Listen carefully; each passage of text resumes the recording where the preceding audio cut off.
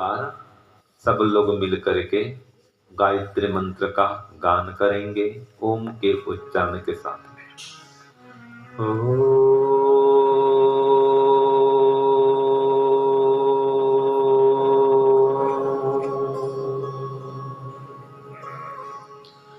ओम भूर्भुवः स्वः तत्सवितुर्वरेण्यं भर्गो देवस्य धीमहि धियो यो नः प्रचोदयात्। ॐ भूर्भुवः स्वः तत्सवितुर्वरेण्यं भर्गो देवस्य धीमहि धियो यो नः प्रचोदयात्। त्र्यम्बकं यजामहे सुगन्धिं पुष्टिवर्धनम् उर्वारुकमिव बन्धनात्। मृत्योर्मोक्षयमामृतात्। त्र्यम्बकं यजामहे सुगन्धिं पुष्टिवर्धनम् उर्वारुकमिव बन्धनात्। मृत्योर्मोक्षयमामृतात्। प्रभु त्र्यम्बकं यजामहे सुगन्धिं पुष्टिवर्धनम्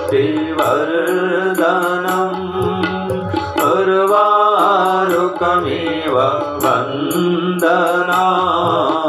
मृत्योर्मोक्षयमामृतात्। मृत्योर्मोक्षयमामृतात्। हे ईश्वर, आप सकल जगत के उत्पादक हैं।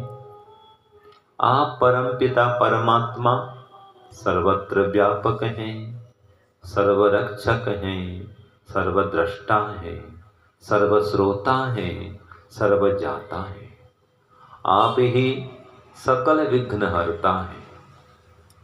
आप परमात्मा ही परम सुखदाता हैं, शांति प्रदाता हैं और सकल दुख हरता है। आप परमात्मा के शरण में आकर के अब हम आपके ही ज्ञान विज्ञान का विस्तार करना चाहते हैं।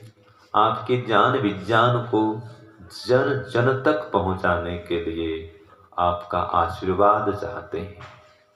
हे प्रभुदेव, आप परमात्मा ही अनंत आनंद के भंडार हैं। ऐसी कृपा करिए कि हम भी आपके आनंद से ओतप्रोत हो जाए। इसके लिए सदैव सत्य के पथ में चलें, धर्म के पथ में चलें, वेद के पथ में चलें, ज्ञान मार्ग में चलें। अपनी अविद्या का, अज्ञानता का नाश करें और आपके मोक्षानंद का पान करें। इसलिए भी प्रार्थना करते हैं प्रभु। असतो मा सद्गमय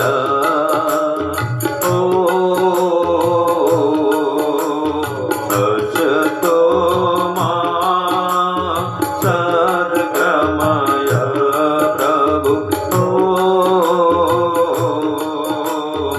असतो मा सद्गमय प्रभु।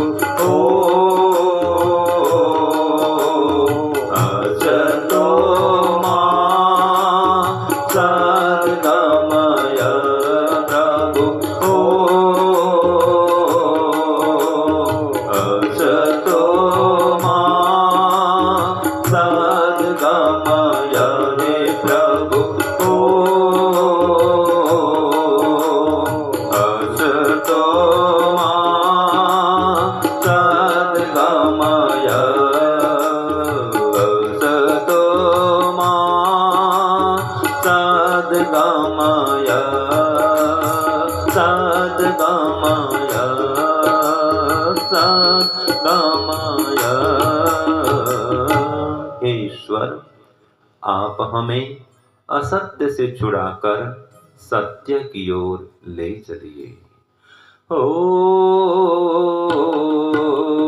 तमसो मा ज्योतिर्गमय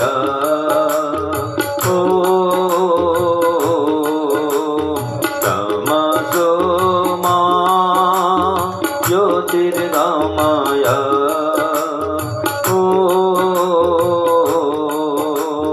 तमसो मा ज्योतिर्गमय प्रभु तमसो मा ज्योतिर्गमय प्रभु तमसो मा ज्योतिर्गमय तमसो मा ज्योतिर्गमय ज्योतिर्गमय ज्योतिर्गमय। हे ईश्वर आप हमें अविद्या से छुड़ाकर विद्या की ओर ले चलिए। हे प्रभु ये अविद्या ही असत्य आचरण ही हमारे जन्म और मरण का कारण है।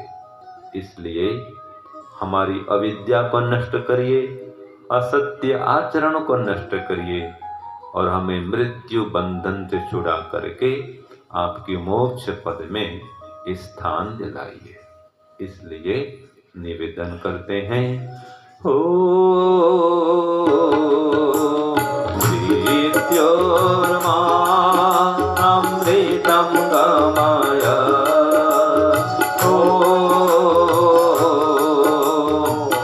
मृत्योर्मा अमृतं गमय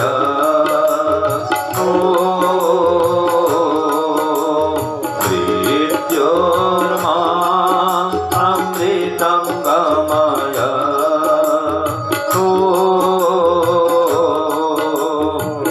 मृत्योर्मा अमृतं गमय प्रभु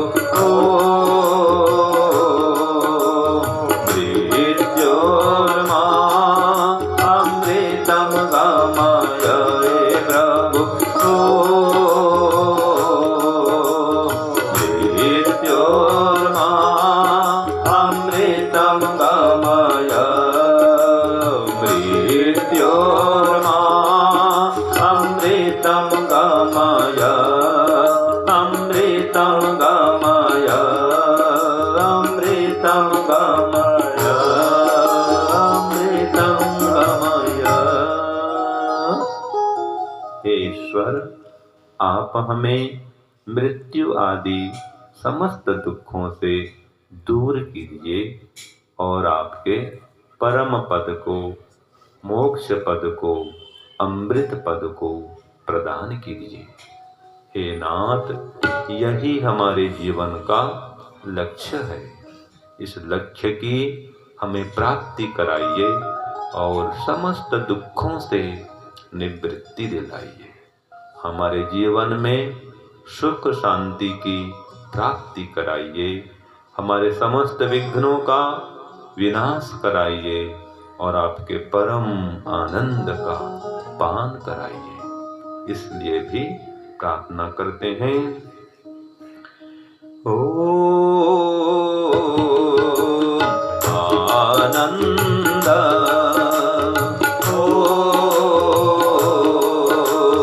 आनंद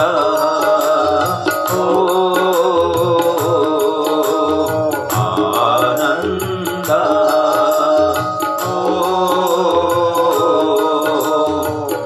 आनंद प्रभु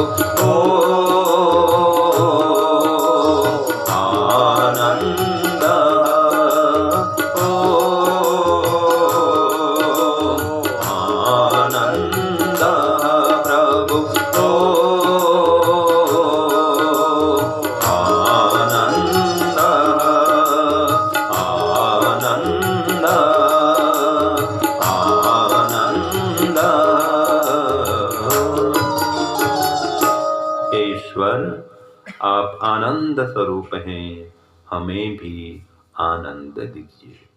ओम शांति शांति शांति।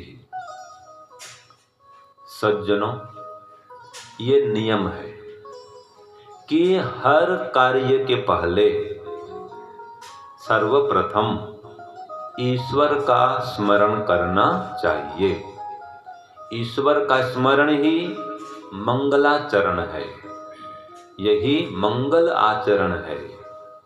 आपने सुना होगा कि कोई भी कार्यक्रम करें तो पहले ईश्वर का स्मरण करें, और उसके लिए भी एक प्रचलन है कि सबसे पहले गणेश की पूजा करें, है ना। तो ये बात सही है कि गलत है? हाँ जी, सही है। ठीक है, इसका मतलब लेकिन समझना पड़ेगा। गणेश माने कौन?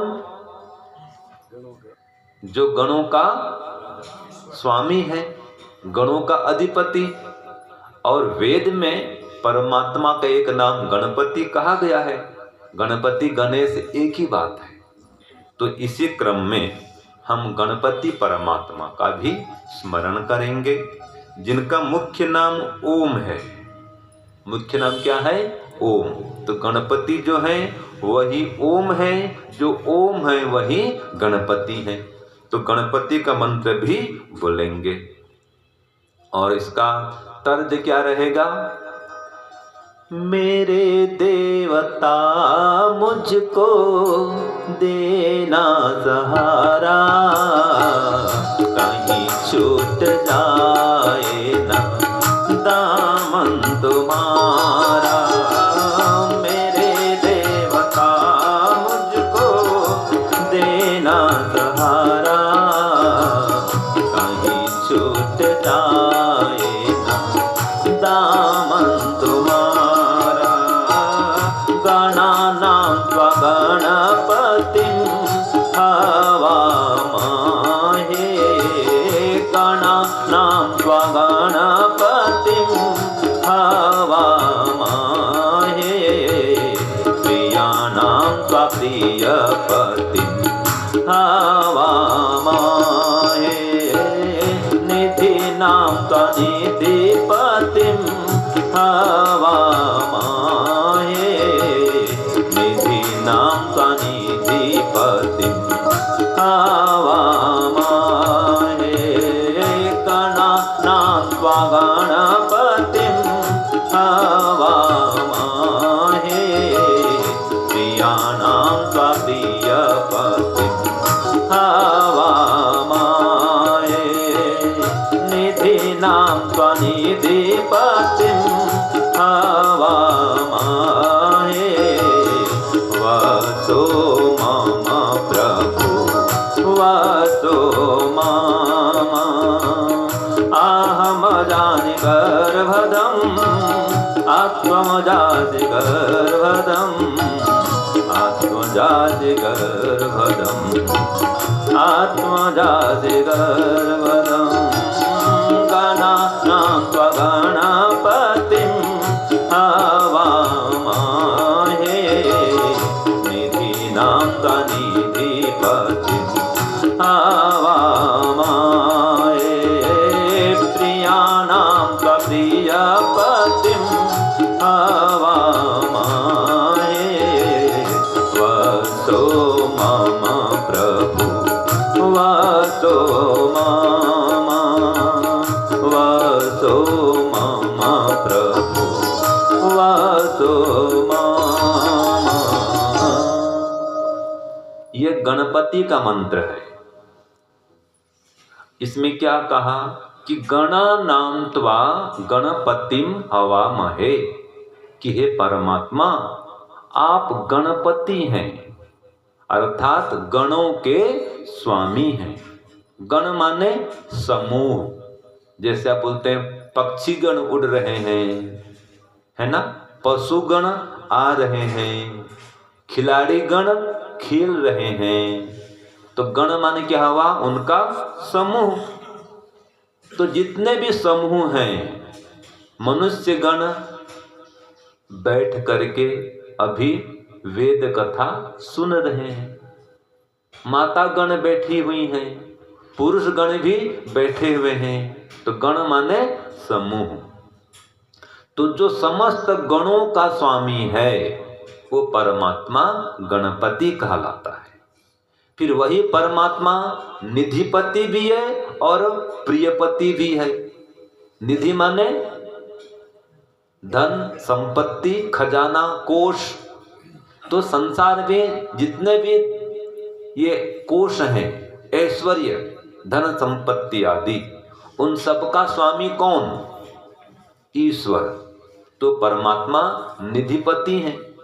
और संसार में जितने भी प्रिय पदार्थ हैं उनके स्वामी कौन? क्यों जी? जितने भी प्रिय पदार्थ हैं उनके स्वामी कौन? वही ईश्वर। प्रिय पदार्थ बोलने से जैसे कि सबसे प्रिय आपको अपना पुत्र होता है ना? तो उस पुत्र का स्वामी कौन? किसने दिया आपको पुत्र को? है जी, ईश्वर ने दिया। अच्छा, अपने जो बेटे हैं, छोटे छोटे बालक होते हैं, उनके लिए सबसे प्रिय कौन? माता पिता। तो उस पुत्र को माता पिता मूत्र को माने पुत्र हो पुत्री हो, उस पुत्र को या पुत्री को किसने दिया माता पिता के रूप में? परमात्मा ने दिया। तो माता पिता को परमात्मा ने दिया पुत्र रूप में, पुत्री रूप में, और पुत्र पुत्री को माता पिता रूप में भी परमात्मा ने दिया।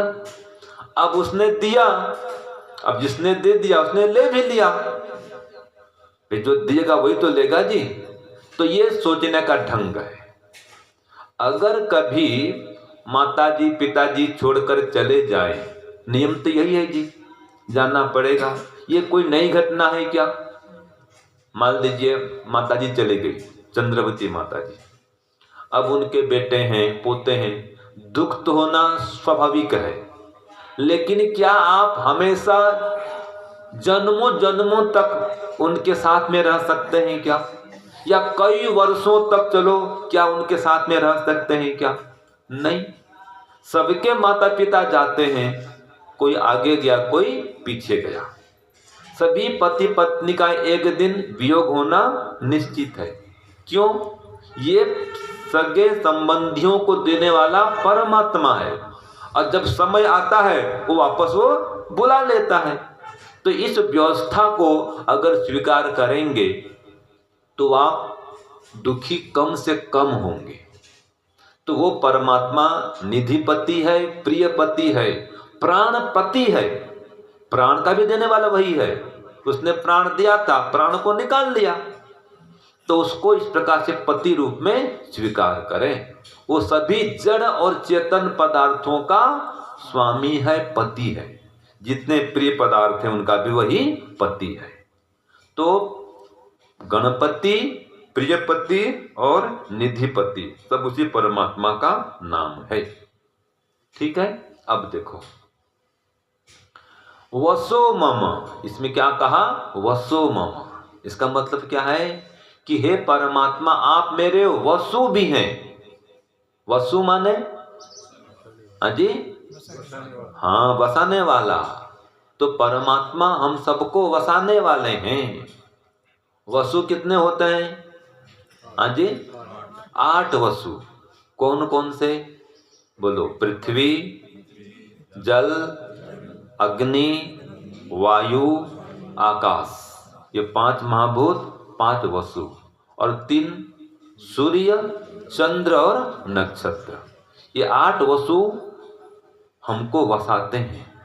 और परमात्मा इन वसुओं का भी वसु है। ठीक है, हम सबको बसाता है, इन सबको बसाता है। तो समस्त ब्रह्मांड को बसाने वाला वह परम वसु है। तो कहा है परमात्मा हमारे वसु हैं। वसो मम। अब 33 कोटि देवता में भी इनका नाम आता है। आपने बात सुनी होगी ना जी, 33 कोटि देवता होते हैं। तो लोग क्या मानते हैं? 33 करोड़ देवता मान लेते हैं। क्या ये बात ठीक है क्या? नहीं। 33 करोड़ नहीं होते हैं, 33 कोटि माने 33 प्रकार के देवता होते हैं। कोटि माने प्रकार। There are 33 types of देवतास। 33 प्रकार के देवता हैं, जिनको आप कहते हैं किस्म भी। 33 किस्म प्रकार के 33 किस्म के देवता हैं। ये नहीं कहते हैं ये उत्तम किस्म का बीज है, उत्तम किस्म का ये गेहूं है, बाजरा है, उत्तम किस्म का है, उत्तम टाइप का है, तो प्रकार का, उत्तम प्रकार का है। तो 33 प्रकार के देव कौन होते हैं वो भी एक बार सुन लो। अच्छा, जिनको 33 प्रकार के देवों के नाम याद हैं, एक बार पता चले, ऊंचा करो हाथ। अच्छा, नहीं याद है किसी को? एक दो को याद है, वो तो आचार्य जी विद्वान हमारे हैं ही, है ना, दोनों विद्वान हमारे हैं, तो बाकी लोग याद नहीं है, तो चलो ये भी जानने हो जाए, है ना। वेद का मतलब ही ज्ञान, तो वेद कथा है तो ज्ञान तो होना चाहिए। तो 33 कोटि देवता कौन है सुन लीजिए। एक तो ये 8 वसु, 5 महाभूत, सूर्य चंद्र और नक्षत्र, ये हो गए 8 वसु। इसके बाद में 12 आदित्य, ठीक है जी, माने वर्ष के 12 महीने, चैत्र वैशाख आदि, जनवरी फरवरी आदि, ये 12 मास, ये वर्ष के 12 महीने, 12 आदित्य, ये क्या है बोलो? ये देवता हैं। 8 वसु भी 8 देवता हैं, ऐसे 12 आदित्य भी 12 देवता हैं। इनको देवता क्यों कहते हैं बताऊंगा आगे, पहले गिनती पूरी कर लेते हैं। तो 8 वसु और 12 आदित्य, ये 20 देवता हो गए। और कितने बचे? 13 बचे, 13 बचे ना। हाँ, उनमें से 11 रुद्र जोड़ दो। रुद्र 11 कौन? 5 मुख्य प्राण और 5 उप प्राण। 5 मुख्य प्राण कौन कौन से बोलिए? प्राण, अपान, उदान, व्यान, समान, ये 5 मुख्य प्राण। और 5 उप प्राण, नाग, कूर्म, कृकल, देवदत्त और धनंजय, ठीक है। ये हो गए 10 प्राण। और एक जीवात्मा, जिसको रुद्र भी कहा जाता है, ठीक है ना जी, ये भी रुद्र है, और बाकी ये 10 प्राण भी रुद्र हैं। तो 11 रुद्र। क्यों जी? रुद्र माने रुलाने वाले। ये रुलाने वाले भी हैं, मतलब रुलाते भी हैं और प्राण भी देते हैं।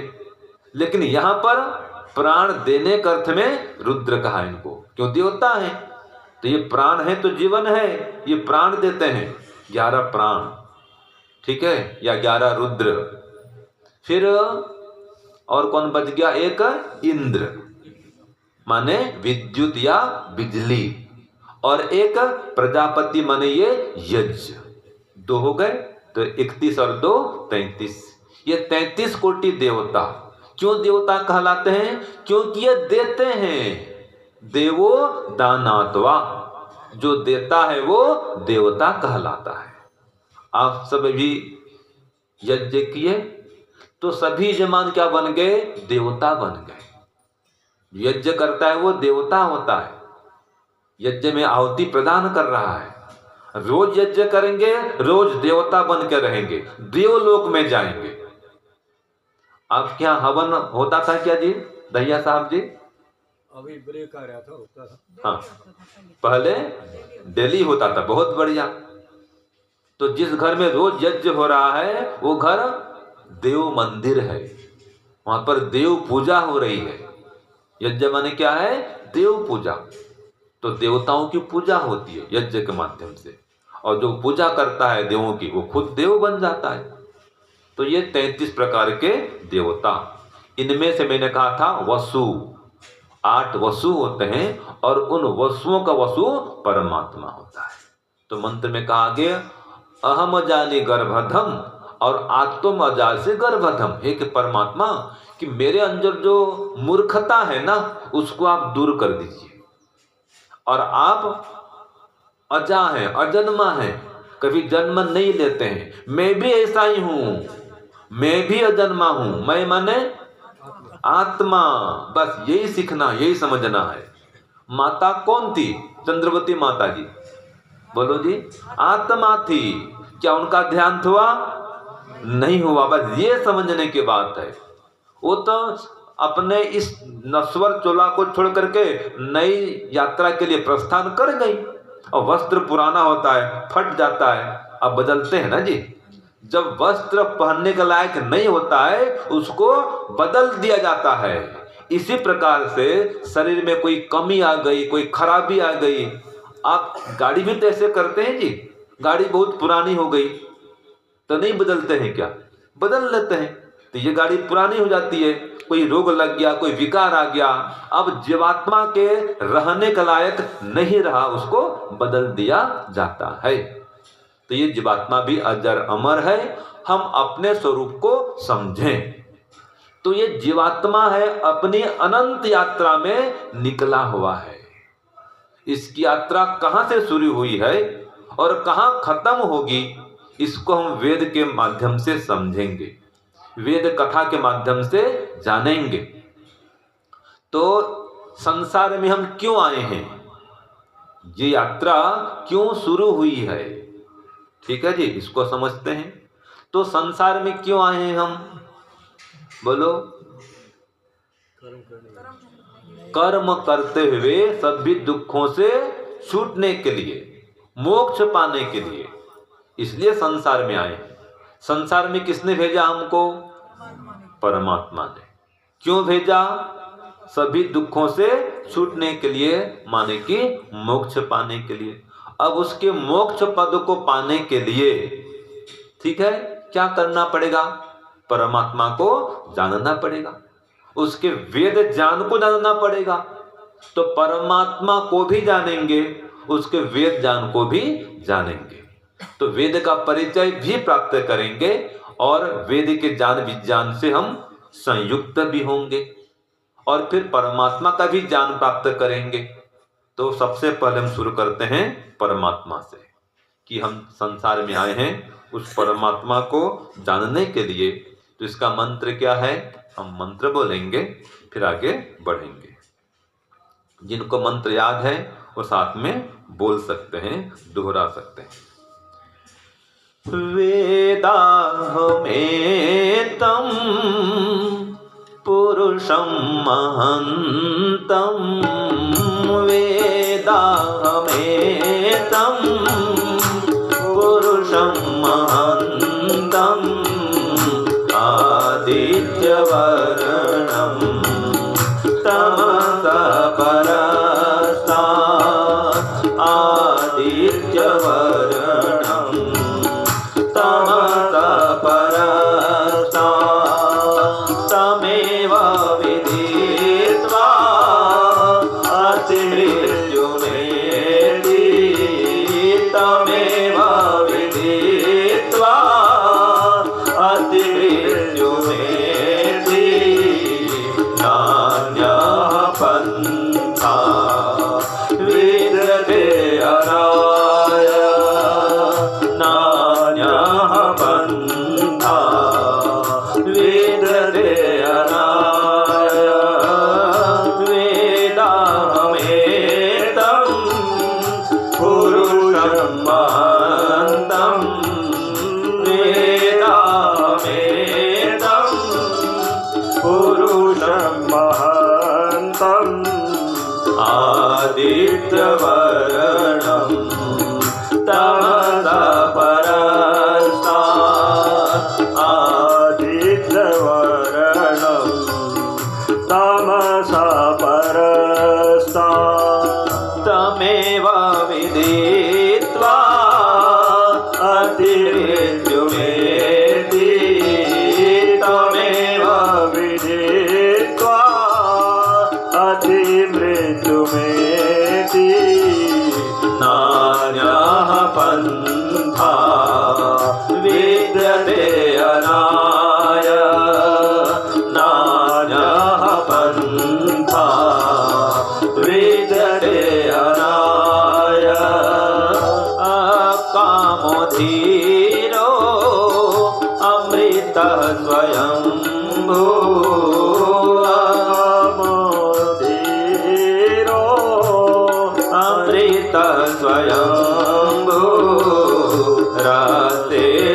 तृप्तो न कुतचनो न रतेन तृप्तो न कुतचनो न तमेव विद्वान् न विभाय प्रीत्यो तमेव विद्वान् न विभाय प्रीत्यो आत्मानं धीरम् अजरं युवानम् आत्मानं धीरम् अजरं युवानम्। इन दोनों मंत्रों में ईश्वर के स्वरूप को बताया गया है। ईश्वर कैसा है? तो सबसे पहले एक साधक वो जानना चाहता है, वो ईश्वर से मिलना चाहता है, ईश्वर का साक्षात्कार करना चाहता है। वो कहता है कि हे प्रभु मैंने सुना है, जैसे कि स्वामी सत्यपति जी कहते थे कि मैं ईश्वर का साक्षात्कार किया हूँ, है ना? आपने भी सुना होगा ये विषय। वो कहते थे कि मैं समाधि की अवस्था में या मैंने ईश्वर का साक्षात्कार किया है। तो एक बार मैंने पूछा उनको, स्वामी जी को, कि स्वामी जी आप कहते हैं कि ईश्वर का साक्षात्कार आपने किया है, वो किस प्रकार किया है? तो उन्होंने कहा कि मैंने ज्ञान गुण से ईश्वर का साक्षात्कार किया है। ज्ञान गुण से, ऐसे ही आनंद गुण से। तो गुण से गुणी का ज्ञान होता है, ये नियम है, याद रखिए। जब भी ईश्वर का साक्षात्कार होगा, कैसे होगा? उसके गुण के माध्यम से होगा। ईश्वर में ज्ञान गुण है, दया गुण है, आनंद गुण है, व्यापकत्व गुण है। ऐसे एक योगी जो साक्षात्कार किए हैं प्रत्यक्ष प्रमाण से, तो ऐसे योगी कहते हैं कि वेदाहमेतम पुरुषम महंतम, कि मैंने उस परम पुरुष को जान लिया है। वेद अहम, मैं जानता हूं। कौन कहता है? एक योगी कहता है। और जो शब्द ज्ञान वाला, जैसे हमने सुन लिया अभी या पढ़ लिया, आपने पढ़ा कि ईश्वर कैसा है, सर्वव्यापक है। अभी इस मंत्र में बता रहा हूं, आपको बताऊंगा कैसा ईश्वर है। जो सुनना है वो कह रहा है कि मैंने सुना है, मैंने सुन के जाना है कि कैसा ईश्वर है कि आदित्य वर्णम तमसः परस्तात्। योगी कहता है मैं प्रत्यक्ष जानता हूं, और एक भक्त कहता है मैंने सुनकर जाना है, मैं सुनकर जानता हूं कि आप परमात्मा आदित्य वर्ण है, माने ज्ञान स्वरूप है। जैसे आदित्य माने सूर्य, सूर्य प्रकाश सर्वत्र व्याप्त है, वैसे आप सर्वत्र व्याप्त हैं। आपका ज्ञान सर्वत्र फैला हुआ है, आप सर्वज्ञ होकर व्याप्त हैं, है ना? फिर तमसः परस्तात्, तमह से माने अज्ञान अविद्या अंधकार से आप परे हैं। तो यह अज्ञान रूपी अंधकार से परे हैं, याद रखना। कोई ऐसा कहे कि परमात्मा भौतिक अंधकार से ही परे हैं, तो ऐसा कहना ठीक है कि ठीक नहीं है? क्यों जी? ठीक नहीं है। क्यों ठीक नहीं है? क्योंकि परमात्मा में भौतिक अंधकार तो रहेगा ना भाई। यहाँ पर परमात्मा है कि नहीं है? हाँ जी, है। और रात्रि में भी परमात्मा है कि नहीं है? और रात्रि में अंधकार हो जाती है, अंधकार हो जाता है, तो अंधकार में परमात्मा है कि नहीं है? है। दिन हो चाहे रात हो, प्रकाश हो चाहे अंधकार हो, ये भौतिक प्रकाश की और भौतिक अंधकार की बात चल रही है। तो भौतिक प्रकाश में भी परमात्मा है और भौतिक अंधकार में भी परमात्मा है। और जहां परमात्मा है वहां भौतिक प्रकाश भी है और भौतिक अंधकार भी है। ठीक है ना जी? तो वो परमात्मा अज्ञान रूपी अंधकार से परे हैं, उनमें अविद्या अंधकार नहीं है। तो तमसः परस्तात्। फिर आगे कहा तम एव विदित्वा, उसी परमात्मा को जान करके ही अति मृत्यु में थी, हम मृत्यु का अतिक्रमण कर सकते हैं, माने मृत्यु के बंधन से पार हो सकते हैं। फिर कहा आगे मंत्र में, नान्यः पंथा विद्यते अयनाय, उस परमात्मा को जाने बिना और कोई भी उपाय समस्त दुखों से छूटने का नहीं है।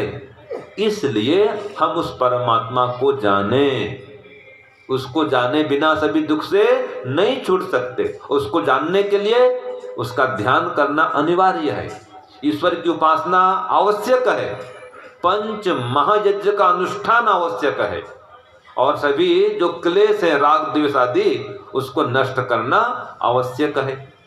तो उस परमात्मा को जाने, ठीक है। उसको जब जान लेंगे तो हमारा अयन पूरा हो जाएगा। अयन माने जैसे कि आपने सुना होगा उत्तरायण है ना, दक्षिणायन, ऐसे रामायण। तो अयन पूरा हो गया माने चक्र पूरा हो गया। राम कहां से निकले थे वनवास के लिए? वनवास के लिए कहां से उन्होंने यात्रा शुरू की थी? बोलो, अयोध्या से। लौट कर कहां गए? अयोध्या। रामायण पूरा। और भगवान कृष्ण वो यात्रा कहां शुरू किए थे, कहां से निकले थे? मथुरा वृंदावन से। और लौट कर गए क्या? लौट कर वापस वहां गए, जाकर कहां फंस गए? द्वारका में। तो और कृष्णायन नहीं हुआ। वो कब होता? जब लौट करके जाते मथुरा वृंदावन और फिर वहां जाके बसते, तो अपना अयन पूरा वो नहीं किए। ठीक है जी। तो ऐसे हम कहां से निकले हैं, कहां से आए हैं? यात्रा शुरू कहां से की हमने? बोलो, मोक्ष से। तो जब वापस मोक्ष में पहुंच जाएंगे तो यात्रा पूरी हो जाएगी, हमारा अयन पूरा हो जाएगा। तो यात्रा कब पूरी होगी? जब परमात्मा को जानेंगे। अब उस परमात्मा को कैसे जानेंगे? तो अगले मंत्र में कहा, यो परमात्मा कैसा है? तो कहा, अकामो धीरो अमृतः स्वयंभू। वो परमात्मा अकाम है, भौतिक कामनाओं से, सांसारिक कामनाओं से, लौकिक कामनाओं से वो रहित है। अच्छा, परमात्मा में और कोई कामना है क्या? या कोई भी कामना परमात्मा में है क्या? हाँ जी, परमात्मा कोई इच्छा करता है कि नहीं करता है? हाँ, परमात्मा में कोई इच्छा है कि नहीं? अब प्रश्न ठीक रहेगा। नहीं है। हाँ जी, आप हैं बोल रहे हैं माता जी? है। अच्छा, जो है मानते हैं ऊंचा करो हाथ।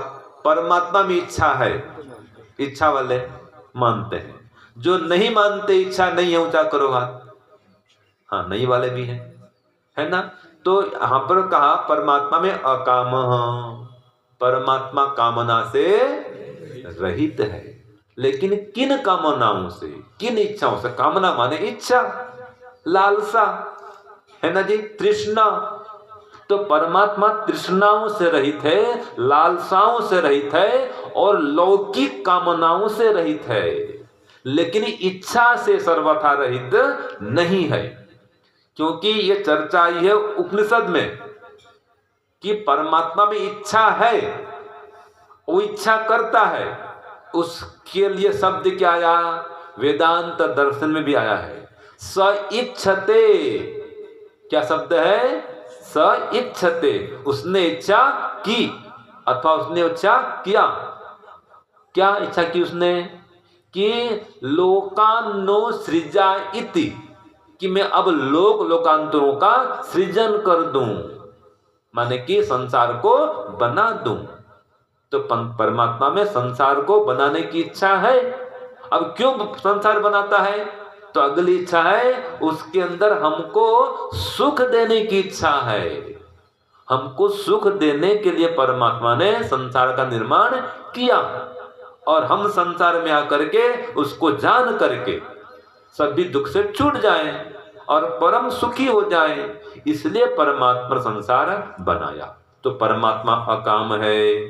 फिर धीर है, गंभीर है, कभी विचलित नहीं होता। कितनी अवस्था अच्छी हो चाहे बुरी हो, विचलित नहीं होता। अभी आपके घर में, दहिया परिवार में कुछ स्थिति प्रतिकूल आ गई, तो क्या ऐसी स्थिति में विचलित होना ये विवेकी व्यक्ति का लक्षण है? नहीं है। बस यही समय है विवेक को जागृत करने का कि परमात्मा कभी विचलित नहीं होता है, हम भी उसके गुणों को धारण करें और विचलित न हुएं। ठीक है, वो धीर है, सदा धैर्यवान रहता है, हम भी धीरज बना करके रहें। तो कामो धीरो फिर अमृतः स्वयंभू, परमात्मा अमृत है, कभी मरता नहीं है। याद रखिए, जो मरता है वो ईश्वर नहीं हो सकता। ठीक है, और मरता कौन है? जिसका जन्म हुआ है। तो ये शरीर का जन्म होता है, शरीर का मरण होता है। तो परमात्मा भी अजर अमर है और हम जीवात्मा भी अजर अमर हैं। जीवात्मा का भी जन्म मरण होता नहीं है। इसलिए आत्मा को जानो, परमात्मा को जानो। तो कहा तरति शोकम आत्मविद। क्या कहा जी? तरति शोकम आत्मविद। तरति, वो तर जाता है। कौन तर जाता है जी? जो आत्मविद बन जाता है, आत्मा परमात्मा को जान लेता है। तो परमात्मा को जाने, अपने आप को जाने। तो परमात्मा अकाम है, धीर है, अमृत है, स्वयंभू, अपनी सत्ता में स्वयं विराजमान रहता है। और रसे ने तृप्त, वो परमात्मा आनंद के रस से हमेशा तृप्त रहता है। और न कुतश्चन ऊनः, एकदम सरल कह रहा हूं, न कुतश्चन ऊनः। ऊनः माने क्या है? कमी। अब जो माताएं स्वेटर बनते हैं ऊन, वो उनकी चर्चा नहीं है यहाँ पर। यहाँ पर चर्चा है 39, 29। यहाँ पर ऊन माने क्या है? 30 में एक कम, इसको क्या बोलते हैं आप? 29 है ना? हाँ, 29 कहें, एक ही बात है। 40 में एक कम क्या बोलते हैं? 39। ये उन शब्द क्या है? हाँ, कभी आपने विचार नहीं किया होगा इसमें? विचार कभी किए थे? नहीं किए थे। आज देख लो, 20 बोलते हैं और एक कम 19। तो उन क्यों लगा दिए? माने 20 में एक कम, 60 और कम करो 59, 70 एक कम 69, है ना? ये उन माने कम। तो परमात्मा में कोई कमी नहीं है। तो कहा न कुतश्चन ऊनः, तो तम ए विद्वान न भिवाय मृत्यु हो। उस परमात्मा को जानने वाला दुख से कभी घबराता नहीं है, डरता नहीं है, और जान लेता है कि आत्मानम धीरम अजरम युवानम, वो परमात्मा अजर है, अमर है। तो उसको जानने के लिए हम वेद पढ़ें, ईश्वर की उपासना करें। तो वेद ज्ञान का हमको विस्तार, प्रसार, प्रसार करना पड़ेगा। तो वेद का ज्ञान प्राप्त करें, वेद का स्वाध्याय करें और वेद में वर्णित ईश्वर का ही ध्यान करें। तो परमात्मा से जुड़ जाएंगे और सभी दुखों से छूट जाएंगे। तो आइए वेद से संबंधित एक हाँ, वेद से संबंधित जो मंत्र होते हैं, उन मंत्रों का जो मुख्य प्रतिपादन है, ठीक है, किसने किया है? परमात्मा ने। वेद का ज्ञान किसने दिया है? परमात्मा ने। तो उस परमात्मा के स्वरूप को जो हम समझे, आइए उसकी भक्ति का एक भजन भी सुनते हैं। ओम ओम ओम। आइए इस रमणीय सुंदर वातावरण में परमपिता परमात्मा की गोद में बैठते हैं। हम सब मिलके दाता आए तेरे दरबार, हम सब मिलके दाता आए तेरे दरबार। भर दे झोली सबकी तेरे पूर्ण भंडार, भर दे झोली सबकी तेरे पूर्ण भंडार। हम सब मिलके दाता आए तेरे दरबार।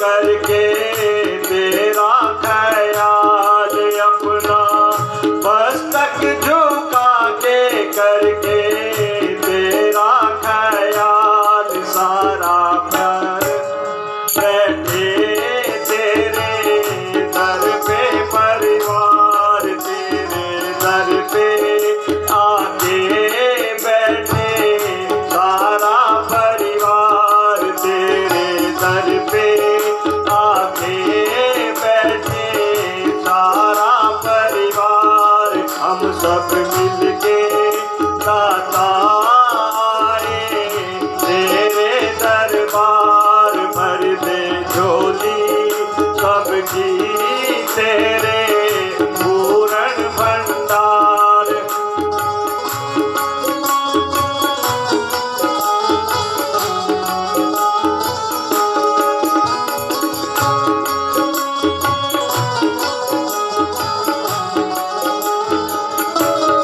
चाहे दिन हो विपरीत होवे तुमसे ही प्रीत चाहे दिन हो विपरीत होवे तुमसे ही प्रीत पूरी श्रद्धा से गाए तेरी भक्ति के गीत पूरी श्रद्धा से गाए तेरी भक्ति के गीत होवे सबका प्रभु जी तेरे चरणों में प्यार होवे सबका प्रभु जी तेरे चरणों में प्यार हम सब मिलके दाता आए तेरे दरबार भर दे झोली सबकी तेरे पूर्ण भंडार हम सब मिलके दाता आए तेरे दरबार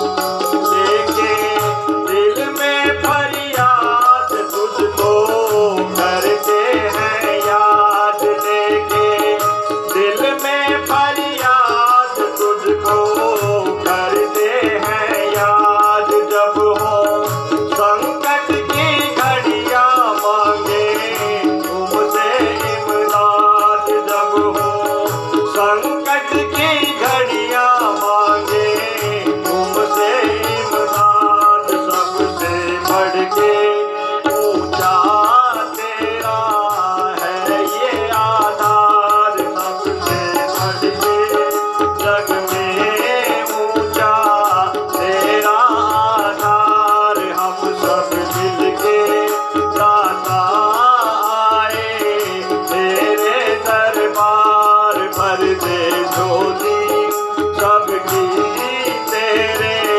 पूर्ण भंडार भर दे झोली सबकी तेरे पूर्ण भंडार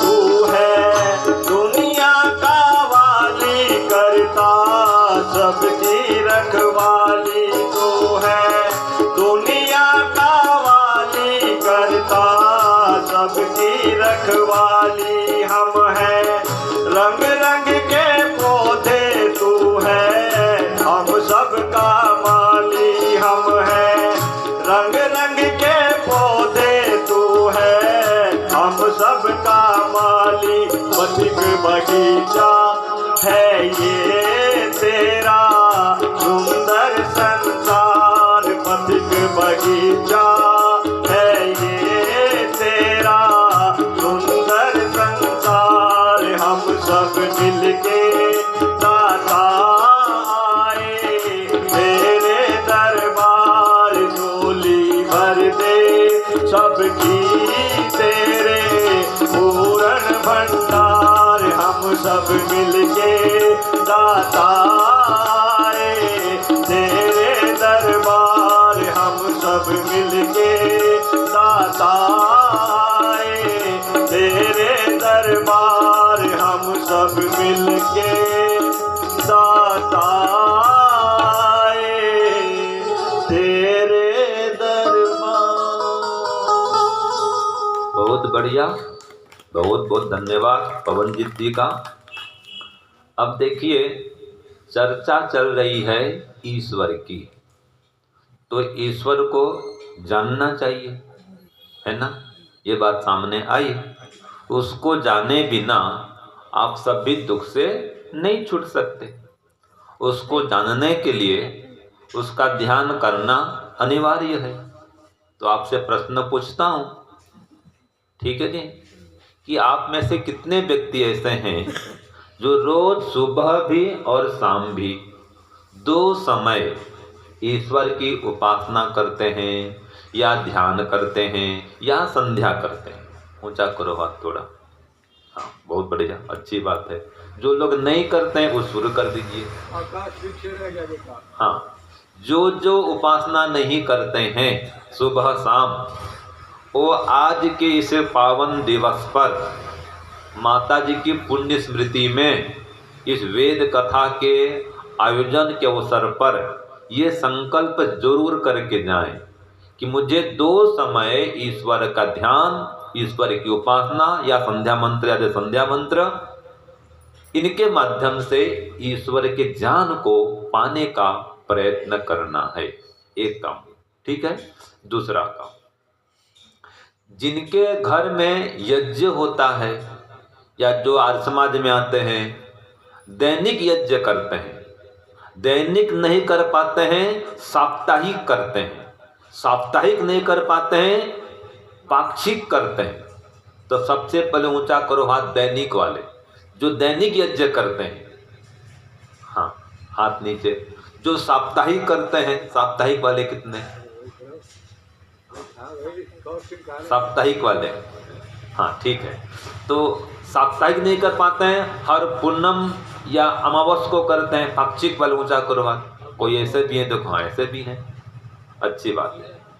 तो क्या आप ये संकल्प करेंगे कि हम थोड़ा आगे बढ़ेंगे? अब देखो, वेद कथा का आयोजन इसलिए किया गया है, ठीक है जी, कि आपके अंदर वेद का ज्ञान भी आवे और वेदोक्त कर्म भी आपके आचरण में आए। अच्छा, यज्ञ करना ये नियम हमारा है, गुरुजनों का है, या ईश्वर का है? हाँ जी, मूल तो ईश्वर का है ना जी। किसने नियम बनाया? ईश्वर ने। हम तो उसके संदेश वाहक हैं ईश्वर के। आपको कहते हैं यज्ञ करो यज्ञ करो, लेकिन कहने वाला ईश्वर है जी। वेद में कहा है यजस्व वीर, हे वीर तुम यज्ञ करो। तो आज के दिन संकल्प करके जाएं कि घर में यज्ञ का अनुष्ठान भी करेंगे। दैनिक नहीं कर पाए तो साप्ताहिक करेंगे, साप्ताहिक करने वाले दैनिक में आए। जो रोज यज्ञ करेंगे तो आपका अगला जन्म मानव का पक्का, लाइसेंस मिल जाएगा मनुष्य बनने का। हाँ, 5 प्रकार के यज्ञ का विधान है जिसको महायज्ञ कहा गया है, ठीक है जी। अच्छा देखो, जहां पर माता जी गई हैं, हम सबको वहां एक दिन जाना है कि नहीं जाना है? बताओ, जाना है ना? अच्छा, जाना है तो फिर लौट के भी तो आना है कि नहीं आना है? आना है। तो आप क्या चाहते हैं? लौट करके ऐसे बढ़िया संपन्न परिवार में आना चाहते हैं, या ऐसे पेड़ पौधे योनि में जाना चाहते हैं, या पशु पक्षी बनना चाहते हैं? संपन्न परिवार में मानव जीवन में आना चाहते हैं। तो देखो, अगर मानव जीवन में आना चाहते हैं तो मेरी बात को बड़े ध्यान से सुनिए। आपको 6 काम करने होंगे और 1 काम नहीं करने होंगे, बस।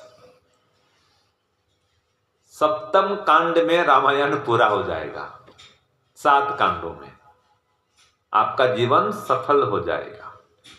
ठीक है, आपका अगला जीवन मानव का पक्का हो जाएगा। और ये जो मैं कहूँगा ये वेद के आधार पर कहूँगा। हमारे दो विद्वान बैठे हैं, आचार्य जी भी इसका पूरा पूरा समर्थन करेंगे। ठीक है जी, इसका कोई खंडन कर ही नहीं सकता है। ये जो मैं बात कहने जा रहा हूँ ये सार्वभौम है, सार्वकालिक है, सार्वजनीन है, तीनों कालों में लागू होने वाला है। पहले भी जो इस नियम का पालन करता था वो मनुष्य बनता था, आज भी जो इस नियम का पालन करेगा मनुष्य बनेगा, और आगे भी जो नियम पालन करेगा वो भी मनुष्य बनेगा। और इस नियम का जो उल्लंघन करेगा, इसका अतिक्रमण करेगा, इसका पालन नहीं करेगा, अब ध्यान सुनिए, वह मनुष्य नहीं बनेगा, नहीं बनेगा, नहीं बनेगा। और अगर इन 7 बातों का पालन करेगा तो अगले जन्म में मनुष्य बनेगा, बनेगा, बनेगा। अब ये 7 काम क्या है? 6 तो करने लायक काम है और एक काम नहीं करने का है। बस ये 7 काम बता रहा हूं आपको। 6 काम करना और एक काम नहीं करना। तो लाइसेंस को आज इसी कथा से लाइसेंस लेकर के जाना। कोई लिखित सर्टिफिकेट तो नहीं है, लेकिन परमात्मा द्वारा सर्टिफाइड सर्टिफिकेट हम देंगे आपको। ठीक है, वो क्या है? 6 काम पहले सुनो। सबसे पहले रोज सुबह शाम ओंकार परमात्मा का ध्यान करना, गायत्री मंत्र का जप करना, संध्या उपासना करना। ठीक है, इसको कहा गया है ब्रह्म यज्ञ। क्या कहा गया है इसको? ब्रह्म यज्ञ। तो पहला काम ये करना, ईश्वर की उपासना, ध्यान। दूसरा, घर में हो अथवा आर्य समाज में हो, कहीं पर भी रोज हवन करना। अगर रोज हवन करेंगे तो पक्का लाइसेंस मिलेगा।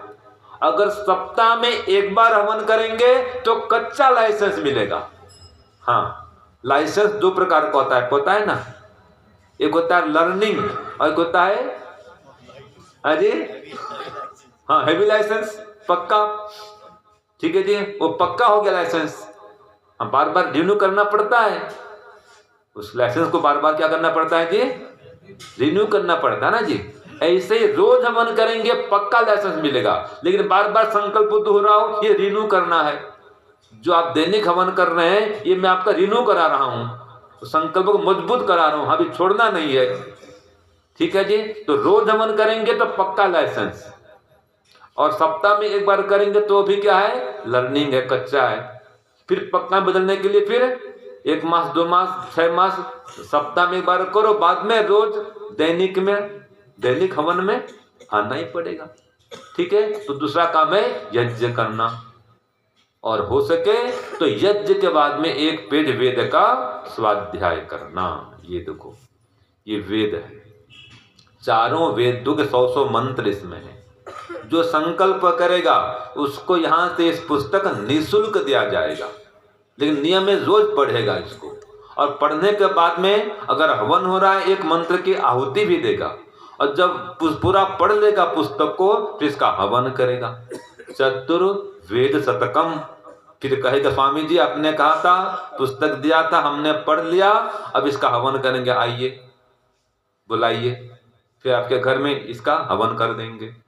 जो इस शर्त का पालन करेगा वो लेकर के जाएगा। इसका यही मूल्य है। मूल्य क्या है? वो करीब 200 रुपया का मूल्य है, लेकिन इसकी हमको इच्छा नहीं है कि आप इसका मूल्य देके लेके जाओ, ऐसा नहीं। हम चाहते हैं इसको पढ़ो, पढ़ने के लिए निःशुल्क लेकर के जाओ। तो 4 वेद इसमें है। ठीक है जी, तो इसका विषय में फिर बाद में लूंगा, पहले इसको पूरा करता हूँ। 7 काम क्या हमने बताया था? हाँ जी, रोज 1 मंत्र पढ़ेगा जी। बताओ, चलो बात चली तो। हाँ, शाबाश, जो पढ़ेगा लेकर के जाएगा। ठीक है, हाँ, और बाद में हवन भी कराएगा इसी पुस्तक का रोजाना मंत्र। हाँ, ठीक है, चलो अच्छी बात है, ले जाना आप लोग खत्म होने के बाद में आगे। ये दूसरा काम हो गया यज्ञ करना, मान इसको बोलते हैं देव यज्ञ। क्या बोलते हैं इसको? देव यज्ञ। पहला ब्रह्म यज्ञ, दूसरा देव यज्ञ। तीसरा काम है माता पिता की सेवा करना। जैसे कि अभी पिताजी हैं, नीरज जी बैठे हैं, नीरज जी, ठीक है, आपका कर्तव्य क्या है? पिताजी की सेवा करना, पिताजी का सम्मान करना। दोनों, नीरज जी भी हैं, उनके धर्मपत्नी भी, बहन भी, सभी लोग, और आप लोग जो आए हैं, आप लोग भी, जिनके भी माता पिता भी हैं, उनको जीवित अवस्था में हमेशा प्रसन्न रखना, भोजन से, उत्तम आवास व्यवस्था से और उत्तम चिकित्सा की व्यवस्था से उन्हें प्रसन्न रखना। यह है पितृयज्ञ। और एक बात, कभी कभी वो डांटते भी हैं, जितना ज्यादा उम्र होगा कभी कभी वो डांटते भी हैं, उनकी डांट को शांति से सहन कर जाना। हाँ, कभी इसे उल्टा मत करना कि पिताजी आपको पता नहीं है अभी, अब आप तो चुपचाप बैठे रहो बस, है ना। तो कभी माता पिता को कटु वचन नहीं कहना। याद रखिए, माता पिता हैं तो हम हैं, हम हैं तो माता पिता हैं। इस बात को मानते हैं? माता पिता हैं तभी तो हम हैं जी, और हम उनके अनुकूल हैं तो वो हैं। जैसे आप उनकी सेवा बंद कर देंगे, उनका तिरस्कार करेंगे, उनका अपमान करेंगे, उनकी देखभाल नहीं करेंगे, उनकी आयु, बोलो क्या? हाँ, उनकी आयु घटती जाएगी, आयु नहीं बढ़ पाएगी। जो माता पिता की सेवा करेगा, माता पिता की आयु को बढ़ाएगा और खुद की भी आयु को बढ़ाएगा। ये नियम है। आयुर्विद्या यशो बलम, ये कहा गया है। जो माता पिता की सेवा करता है, सम्मान करता है, उसके लिए कहा आयु, विद्या, यश और बल चारों बढ़ते हैं।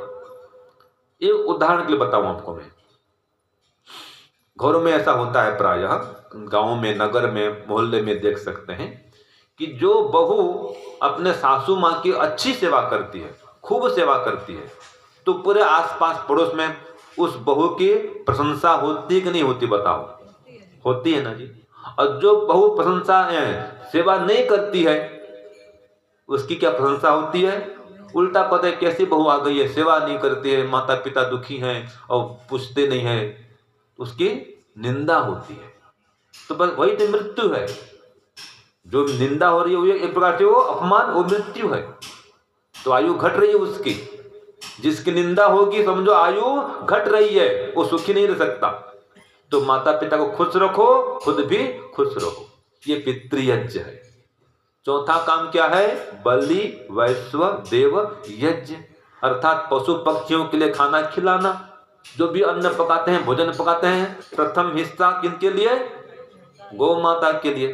अंतिम हिस्सा कुत्ता बिल्ली आदि के लिए रखो, निकालो उनका भाग। यह है यज्ञ, है बलि यज्ञ बोलते हैं शॉर्टकट में, भूत यज्ञ। और पांचवा क्या है जी? बोलो, अतिथि यज्ञ। ठीक है जी। तो अतिथियों का सत्कार करो। विद्वान आए, संत महात्मा आए घर में, तो उनको खिलाओ पिलाओ, तृप्त करो, जो भी उचित दान दक्षिणा दो, विदा करो। ये अतिथि यज्ञ है। स्वागत करना, सत्कार करना अतिथियों का, विद्वानों का। ये 5 महायज्ञ। और एक काम है स्वाध्याय, जो मैंने अभी कहा था, वेद का। तो 1 पेज स्वाध्याय करना जी। 6 काम हो गए। रोज 1 पेज पढ़ो। देखो, नियम तो ऐसा ही है कि विवाह के पहले ही 4 वेद पढ़ना चाहिए। जैसे कि रामचंद्र, कृष्ण भगवान, पहले जमाने में ऐसा ही होता था। गुरुकुल में पढ़ते थे ब्रह्मचारी गण, विद्याध्ययन पूर्ण करके उनका समावर्तन संस्कार होता था, फिर गृहस्थ में प्रवेश करते थे। तो चलो 4 वेद नहीं पढ़े तो कम से कम 1 वेद पढ़ लो। 1 वेद नहीं पढ़ सके तो कम से कम, नहीं 4 नहीं पढ़े 3 पढ़ो, 3 नहीं पढ़े 2 पढ़ो, 2 नहीं पढ़े तो 1 पढ़ो, और 1 भी नहीं पढ़े तो कम से कम सत्यार्थ प्रकाश पढ़ लो। सत्यार्थ प्रकाश अमर ग्रंथ है, वेदों का सार है। ठीक है जी। और समय है तो दर्शन पढ़ो, उपनिषद पढ़ो, ऐसे जो वेद के मंत्र व्याख्या इसको ये पढ़ो। ये शतकम पुस्तक एकदम सरल से सरल है। 5वीं पास व्यक्ति भी इसको पढ़ करके समझ सकता है। आप देख लेना, इतना सरल है। ऐसे और अनेक पुस्तक हैं। अगर भक्ति से ओतप्रोत होना हो, एक ग्रंथ है जिसको महात्मा प्रभु आश्रित जी रोज पढ़ते थे। बताओ कौन सा ग्रंथ है वो? आर्याभिविनय, स्वामी दयानंद का। वो पढ़िए, भक्तिमय ग्रंथ है। ऐसे कोई भी वैदिक पुस्तक वेद है और वैदिक ग्रंथ है, आप उसका स्वाध्याय करिए। ये 6 काम जो रोज करता है और 7वां काम नहीं करता है। एक काम में सब कुछ आ गया, एक काम बताऊंगा बस जिसको नहीं करना है। इसमें अनेक काम आ गए। वो क्या है? पाप। सीधी बात, क्या नहीं करना है? पाप नहीं करना है। शब्द छोटा सा है, लेकिन पाप नहीं करना बोलने से कितने कितने काम छोड़ने पड़ेंगे। जो भी काम पाप है उसको छोड़ो। अपयानम पेयम इति पापम, जिसका सेवन नहीं करना चाहिए उसका सेवन करना पाप है। वो मदिरा पान है, धूम्रपान है, जो भी ऐसा उल्टा पुल्टा खान पान है, सब छोड़ो। मांस, मछली, अंडा, बीड़ी, सिगरेट, शराब आदि आदि ये छोड़ो। धूम्रपान क्या है? अच्छा है खराब है? मदिरा पान, धूम्रपान, हुक्का पान, या हुक्का पान करते हैं यहाँ पर, हाँ जी, ये अच्छा है खराब है? चाय पान जी, चाय पान मिक्स कर्म है। ठीक है जी, वो अच्छा भी है और थोड़ा खराब भी है, वो मिश्र कर्म हो जाता है वो। ठीक है जी, क्योंकि इसमें कोई ऐसे पाप तो नहीं हो रहा है, लेकिन शरीर की हानि होती है जी। वो वैदिक पेय नहीं है, वो वैदिक खान पान में नहीं आता, वो विदेशी खान पान है वो। ठीक है, तो ये 6 काम करिए, 7वां काम नहीं करिए। इसको बोलते हैं पंच महायज्ञ। क्या बोलते हैं? पंच महायज्ञ। और जो आप हमेशा आनंद में रहना चाहते हैं ना, ये हमेशा आनंद चाहते हैं, तो मैंने जो जप कहा था, ओम आनंद जप कराया था ना, तो ओम आनंद का जप मैंने कराया था आपको, उसका जप करो। तो ये 5 महायज्ञ का भी एक भजन साथ में गा देते हैं। थोड़ा सा भजन है, थोड़ा सा, फिर हम इसको आगे बढ़ाएंगे। ओम आनंद जपा करो, अमृत रस को पिया करो। ओम आनंद जपा करो, अमृत रस को पिया करो। हाँ जी, ओम आनंद जपा करो, अमृत रस को पिया करो। हाँ, ओम आनंद जपा करो, अमृत रस को पिया करो।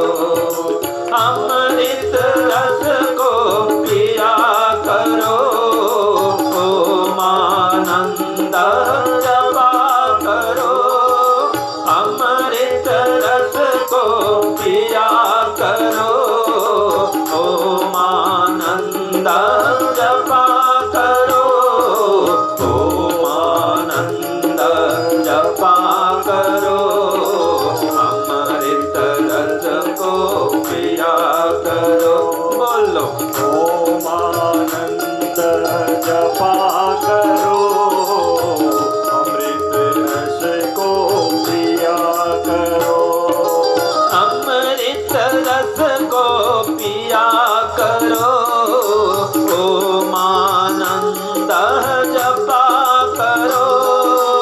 अमृत रस को पिया करो, ओम आनंद जपा करो। स्वाध्याय सत्संग किया करो, अमृत रस को पिया करो। हाँ जी, स्वाध्याय रस को पिया करो, ओम आनंद जपा करो। स्वाध्याय सत्संग किया करो, अमृत रस को पिया करो। स्वाध्याय रस को पिया करो, ओम आनंद जपा करो।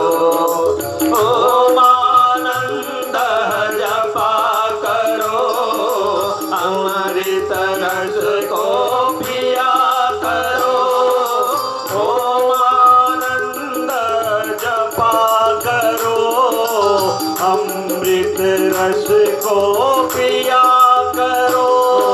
ओम आनंद जपा करो, अमृत रस को पिया करो। हाँ जी। ओम आनंद जपा करो, अमृत रस को पिया करो। पंच महायज्ञ किया करो, अमृत रस को पिया करो। पंच महायज्ञों को किया करो, अमृत रस को पिया करो। ब्रह्म यज्ञ सब किया करो, अमृत रस को पिया करो। ब्रह्म यज्ञ सब किया करो, अमृत रस को पिया करो। पितृयज्ञ भी किया करो, अमृत रस को पिया करो। पितृयज्ञ भी किया करो, अमृत रस को पिया करो। देवयज्ञ सब किया करो, अमृत रस को पिया करो। देवयज्ञ सब किया करो, अमृत रस को पिया करो। बलि वैश्वदेव यज्ञ किया करो, अमृत रस को पिया करो। बलि वैश्वदेव यज्ञ किया करो, अमृत रस को पिया करो। अतिथि यज्ञ सब किया करो, अमृत रस को पिया करो। अतिथि यज्ञ सब किया करो, अमृत रस को पिया करो। ओम आनंद जपा करो, अमृत रस को पिया करो। हाँ जी। ओम आनंद जपा करो, अमृत रस को पिया करो। अमृत रस को पिया करो, ओम आनंद जपा करो, अमृत रस को पिया करो। ओम आनंद जपा करो, ओम आनंद जपा करो, अमृत रस को पिया करो। ओम आनंद जपा करो, अमृत रस को पिया करो। ओम आनंद जपा करो, अमृत रस को पिया करो। ओम आनंद जपा करो, अमृत रस को पिया करो। ओम आनंद जपा करो, अमृत रस को पिया करो। ओम आनंद जपा करो, अमृत रस को पिया करो। बोलिए परमपिता परमात्मा की जय।